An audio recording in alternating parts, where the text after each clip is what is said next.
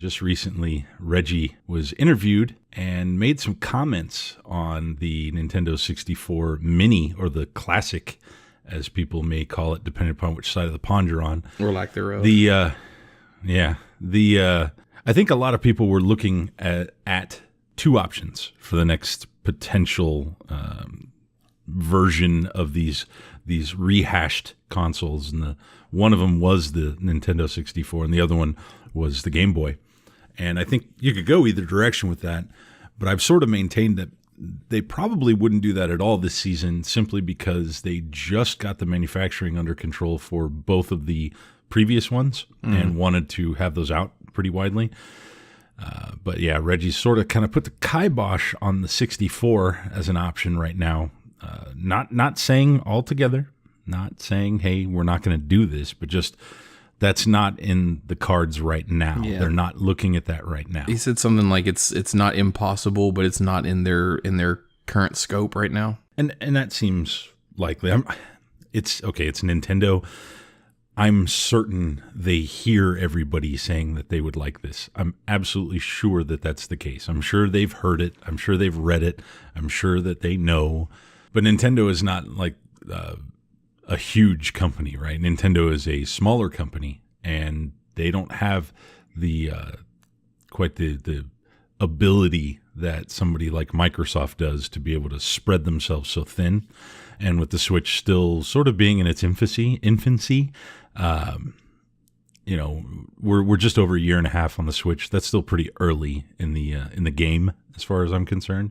They're probably concentrated mostly on that kind of thing. I'm kind of lost with the idea that $1 billion company is a small company.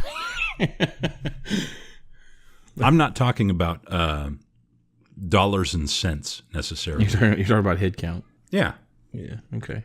I mean, it takes people to put that stuff together, right? And Nintendo is basically Sakurai, Miyamoto, and Reggie. So it's three dudes in a garage. It's three dudes in a garage. Yeah. Yeah, no, it's a $1 billion garage, but it's a garage. But it's a garage nonetheless. No, well, think about what the size of Sony is and how large their PlayStation division probably is, and how many employees they probably have. Compare that to what Nintendo probably has. In any case, yeah, nothing really on the horizon necessarily. Yeah, people were losing their mind over the whole patent thing anyway. Like, first we had the leak, the controller patent. Yeah, first they had the leak where they had the manuals for the bunch of different games, like 24 games, 64 games. People lost their mind over that, and then now they have the patent thing. That's people are getting pretty ravenous about that, putting the cart before the horse. So we'll see how it goes. I'm not disappointed. I mean, there's a lot to be done otherwise in the gaming space. Speaking of somebody I am disappointed with, PlayStation with their little Classic, whatever they've decided to do there. The hype train for that, like, it was so hype. Like it started off. It left the station. Yeah, it started off at the top of the mountain. The station was at the top of the mountain. And it just nosedove like so fast. It's really hard to be on board. Nosedove? It nosedove. It nosedived. Nosedove. Is it nosedived? I don't know. I think it's nosedive, but okay. It nosedove, dived, deep dive. It took a steaming dump on the track.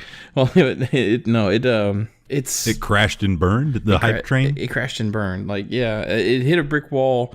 For a lot of people, well, I wouldn't necessarily say it crashed, because there's still some people who are excited about it, and people are going to buy it for nostalgia reasons anyway. And those people are wrong.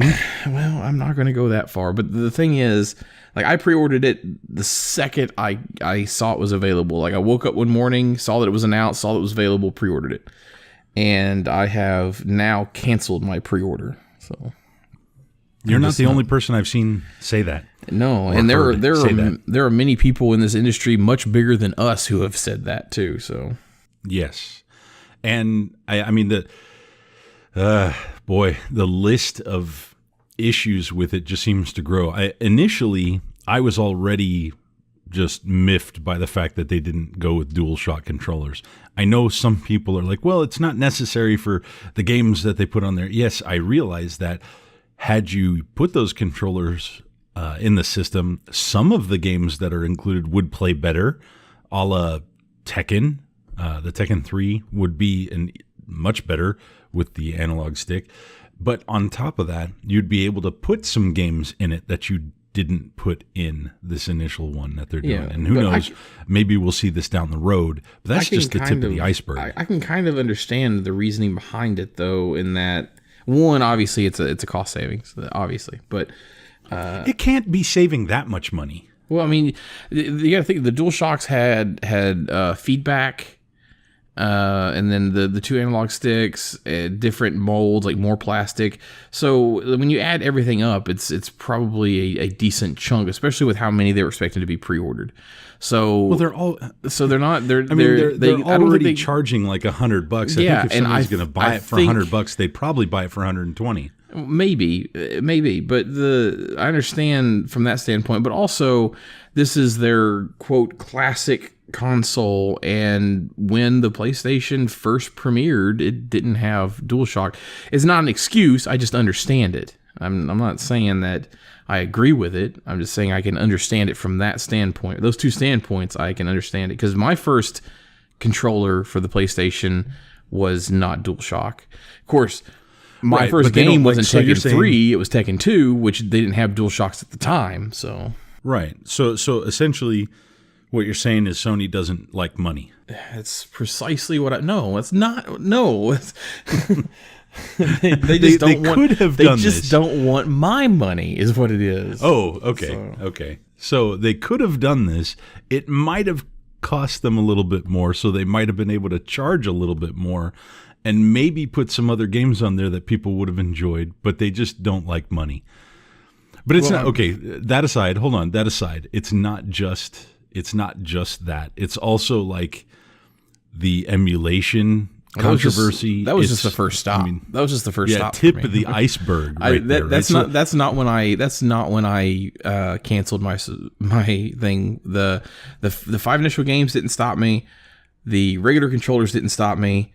The full list of 20 disappointed me, but that didn't stop me. What did stop me is what you just mentioned, which is the emulation. That's what stopped me. Tell them why. It's an open source emulator, and it's going to be a variation of an open source emulator. So the thing is, having the open source emulator, that's great, because that means that people are going to be able to, homebrew or hack it, add games to it, make changes. That's good. That's great. But for $100, no DualShock controllers, and a lackluster list, like, I would expect them to put a little bit more into it than a run-of-the-mill PCB running an open source emulator I can just download. I'm paying you $100 for molded plastic and 2 USB controllers at this point. Right. So please continue to load my cannon for me so that I can fire it. Yeah. I mean, you're headed the direction that I wanted to go anyways with it, and it ties it back to my original point. The best thing about the NES and SNES Classic, I will maintain this, the best thing about those two systems is the controllers. Nintendo gets it right. They replicate their controllers nearly 100% perfectly.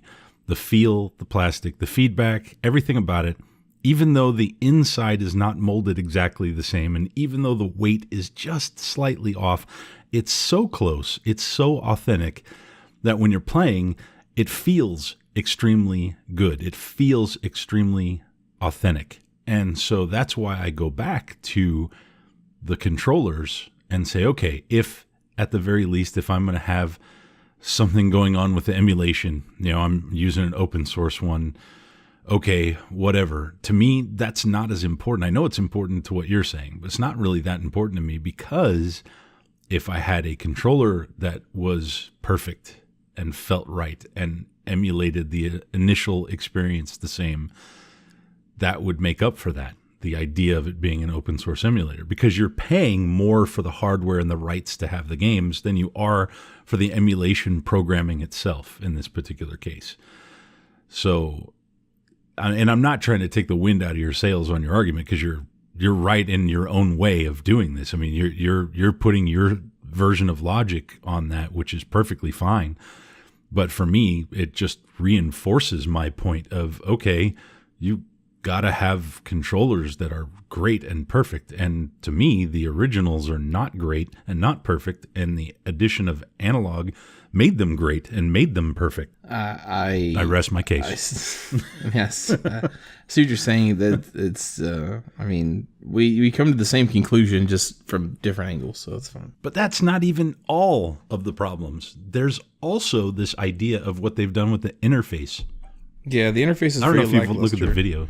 It's very lackluster. There's no like background music, and it's just like a spinning dial for the games. It's not. There's nothing. There's no borders. It's just very lackluster. It's barren. Yeah. Yeah. But I then mean, Nintendo went 9 yards, right? They give you everything. They give you options. They give you cool retro music. They give you background that, the menu looks like it's all retro and stylized like the system. And you've got all the little bells and whistles on it, right? Yeah. It's basically its own little standalone operating system. Right. I mean, it's a really nice looking ROM loader, essentially. Yeah. They coded a beautiful little front end to go with everything else that they're giving you. And Sony's like, phoning it in over here. Like, okay, just, throw a couple of graphics on the screen and load the game, whatever. Yeah. It's a money grab. It is. Well, and then another point that we didn't make that kind of points to that direction as well is the fact that it doesn't come with an adapter for the wall plug. Oh, yeah. Thank you. I completely forgot about that. And I can understand in some areas where that might be applicable. Nintendo didn't do that with the Famicom or Super Famicom minis over in Japan. But the reason for that is everybody there has extra chargers. Yeah, and even if you didn't, they had the option of buying one separately. Yep, had a little tiny box with the charger that matched. I haven't seen anything, and I could be wrong, but I haven't seen anything that shows that Sony is even offering one. Nope, not at all. So doesn't come with it. That's it's a silly thing to me. It just feels like a money grab. You mean for $100 you couldn't throw in that $2 charger? Yeah, or that $2 plug. Where'd that DualShock money go? Where'd that go to?